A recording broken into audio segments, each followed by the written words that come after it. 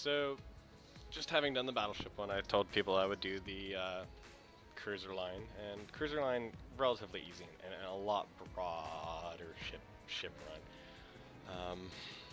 How do I do this out the gate? This is the easiest way for me to explain the heavy cruisers to people is they're basically miniature battleships with a broader role. You're to keep an eye out for underwater people, i.e. subs. You're to help cut down planes. You're there to pick off DDs, light cruisers, and heavy cruisers, and generally protect the carrier and the battleship from anything small and fast moving that isn't an easy big target, whilst yourself not getting sunk by a battleship that sees you as an easy target. Now that sounds like a lot of fun, a lot of things to do, so there's a lot of different ways to retrofit your heavy cruiser. Down low, there's a lot of choices between light and heavy. Up high, you start noticing that it's just basically, once you get to level 8, it's heavy cruisers out to the end. You have a couple of light cruisers in between. Honestly, the best line of cruisers is going to be the Japanese cruisers because they continually hold torpedoes, which can be a very useful ability near the end should a submarine get too close and your DD's dead. Whereas the American line, you've got to wait for them to be above water. They don't even have depth charges, which is really surprising to me. So, unfortunately, that's where you're at with things. As it goes with captains, there's a lot of choices to pick for captains for cruisers. It really depends on your cruiser and your playstyle. The Miyoko and the New Orleans are the two I have right now. I sold off all the other ones. Obviously, I have too many ships. If I were to do this by... Whoa! There's a huge row of ships down here. And this is the thinned out herd, so... with mine, I float, honestly, between a couple of different commanders. A lot of people, they pick and choose who they want to do. One I'm going to retry doing is now a 2-star. He was a 1-star. That's where he starts. Is Karl von Mueller. As for a cruiser, the reason why I like him as captain is his overall abilities for a cruiser class ship is awesome. He increases your penetration by 15%. He has potential, and then his captain ability is Marine Knight. The increase of accuracy is awesome. The deck side and bulge by 5% is useful, but it's really the accuracy increase along with Krupp Craft when assigned to a cruiser battleship reduces the influence of stilling on artillery by 5% and increases accuracy by 5%. So right there out the gate, he has two 5% increases of accuracy, which is freaking awesome. It's your 10% more accurate with just him as the captain. His legendary ability is a reload speed, which, not too bad on a cruiser, on a heavy cruiser, because you have a generally low reload time anyways. That extra little bit helps. So running him as captain in a lot of ways I do.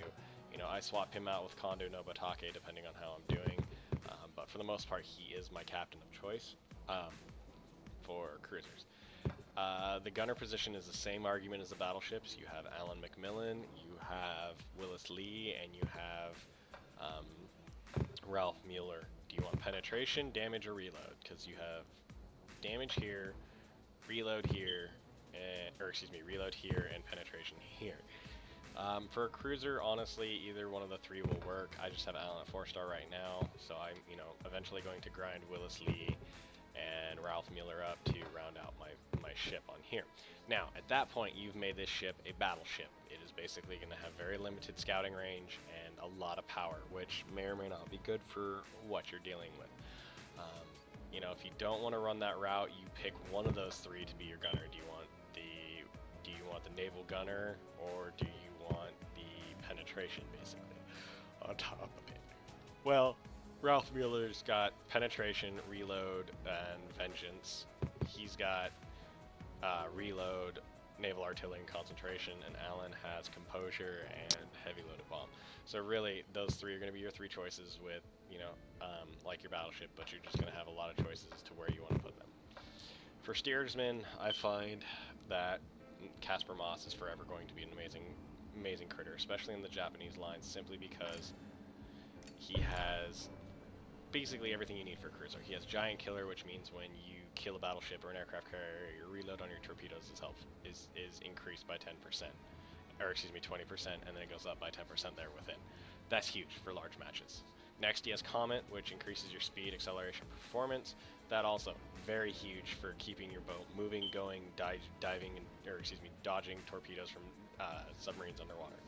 Scouting range by 150 meters. Every little bit helps with the heavy cruisers to help keep DDs at bay and keep them further back. And then steel rotation, or steel waltz with the rotation for guns and torpedo tubes is huge. So overall, he is going to be a great asset to your heavy cruiser, no matter where you put him.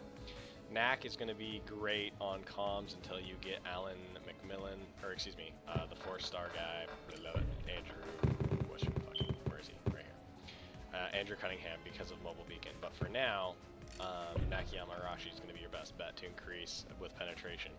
If you're running a Japanese cruiser, the torpedo speed by 2% is useful. It speeds up those Japanese torpedoes that are god-awfully slow but carry a lot of power. Dudley's on the end here again because it's aiming, penetration, and sonar and naval artillery help me be accurate against DDs, accurate against battleships and cruisers. So basically he rounds out everything else I have on this ship, which is huge to being helpful. There are a lot of people who ask me about modifiers, like who can I put on here, who's going to be better, who's going to do what, who's going to do where. To be perfectly honest, the only ones later on in the game that are going to be useful for a heavy cruiser, Andrew Cunningham. He's a great DD cruiser comms position because of the scouting range, the communication range, and the sonar range. You just can't argue with that. Torpedo speed increase, performance gyroscope, and giant killer, so he can replace a little bit of Casper Moss. You know, you have William Halsey, who can be your captain, unlike Karl von Mueller, who does the penetration and percentages. He does the quick reload with bullhead attack, rudder, and rotation steel waltz. So you've taken care again of another part of Casper Moss. And then you have Donald McIntyre, which is more of the DD guy, but he can help with cruisers for Foresight as a captain. But really, you're looking at William Halsey and Andrew Cunningham on there. Now, the one I talk to a lot of people about that gets slipped in and not a lot of people notice is Chester Nimitz. And a lot of people ask me why Chester. Well, considering the position of the heavy cruiser where they're supposed to sit, fleet defensive line is huge. Increasing your AA and everybody around you's AA and MG by 15% for 45 seconds. For almost a minute, you get increased AA destruction. That's going to help your fleet keep planes off of them. They're going to die. So if you're in a fleet battle and you've got a bunch of planes over you and you're, 1.5 kilometers is a lot of AA and a lot of MGs tearing up the sky over planes. That's going to tear through planes like a hot knife through butter. And since it has a relatively quick cooldown time, you're going to see it used a lot. After Strike is great because it reduces everything. Guns, torpedoes, AA, depth charge, you name it, airplanes, it does it. It reduces all reload times. Then he has ground service training too. For a cruiser, it helps you get your plane out a lot quicker. And with an aircraft carrier, it helps you increase your airplane takeoff, plane loading and takeoff. Then you have Soul of the Fleet and Nimitz Inspiration. Now these two for a cruiser are huge. It increases the max durability by 10%, which means your hit points will be increased 10% and you gain 2 knots.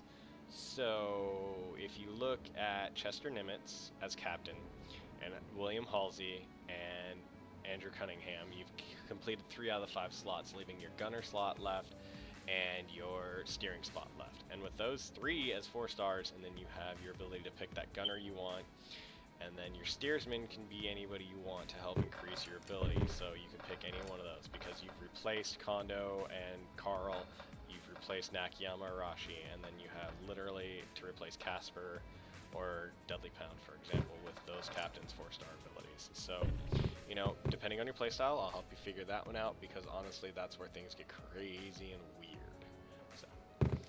Unfortunately, this one's going to be a little bit quicker than the Battleship one just because there's so many on there. I will be having people, let me know what they want me to show up on there as far as captains go.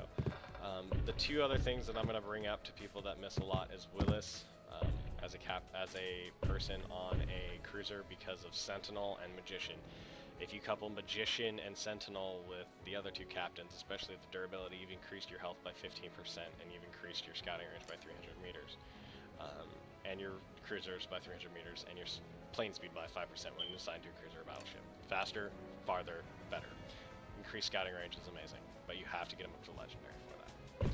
The other commander that works really well on cruisers is David Beatty, but again, he has to get up to legendary as well. Like he gets Vanguard Fleet when assigned to a cruiser, increases main artillery aiming speed by 8% and scouting range by 100 meters. So once again, throwing David Beatty on a cruiser with the other guys is huge because of that Vanguard Fleet durability and speed. That's a great compilation of 2 commanders that you can level up, be it David Beatty or Willis Lee. Alright guys, I know this is short and sweet, but that's what I'm trying to hope to keep at right now. I'll do longer ones later if people want a better, more in-depth explanation of cruisers and their captains.